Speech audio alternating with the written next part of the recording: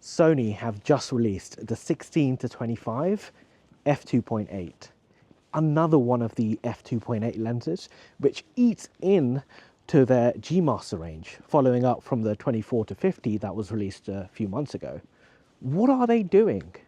Why are they releasing these half-price lenses with half the focal length that you get on the G Master? Do they have a grand plan that they're working towards? You know, the Holy Trinity? Maybe they're working towards a holy quadruplet plan? Let's take a deep dive.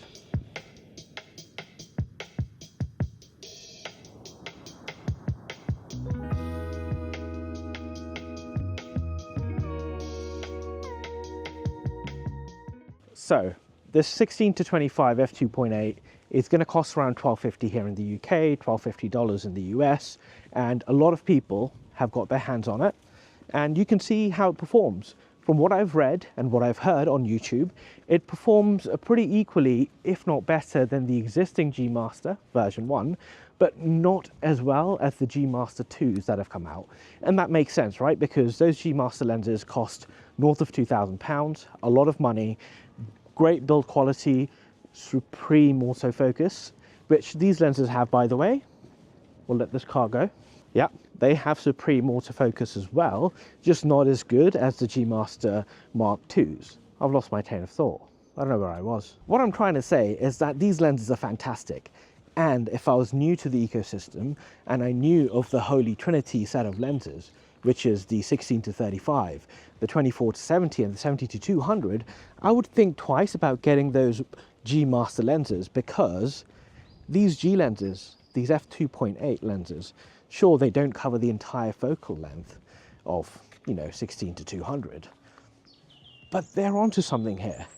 Maybe the next two lenses that Sony will release of this form factor will be the 50-120 2.8 and a 120-200 1.8, which means that you go from the Holy Trinity, which costs, let's say, north of £6,000, right, to buy all three of those G Master lenses, Mark II edition, to around £4,000, like saves you about £2,000, because you'll have four lenses instead of the Holy Trinity. You have a Holy Quadruplet, but the cost is cheaper, and you're sacrificing a little bit of extra space in your bag because you're going to have to carry four lenses instead of three.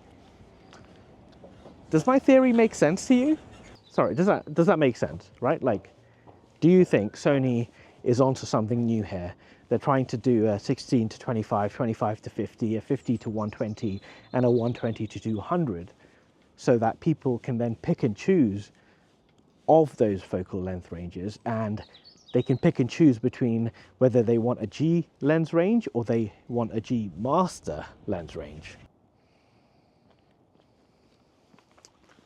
Now, I don't work for Sony, so I don't know what they're trying to do, but I'm loving what they're doing, because it's giving people like me and you a choice of not having to pay north of £2,000 to get a G Master lens range. They're giving us something cheaper, especially with the 16-25. It means I can buy a 16-25 f2.8, which costs £1,200, and then I can have a Tamron 28-75.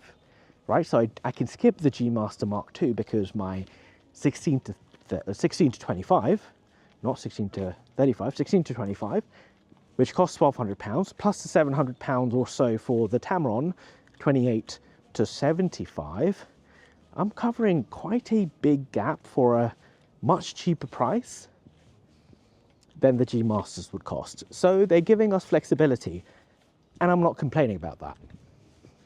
Now there's people on the other side. I'll just walk in the middle of the road. Easier.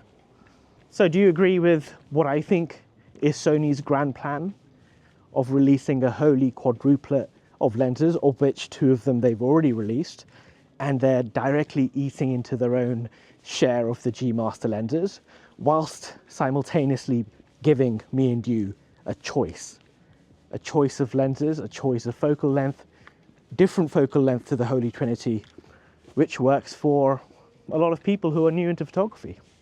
I love it. Sony, keep it up. and please send me one so I can review it for you guys. I'm Sohail, and I'll see you in the next one.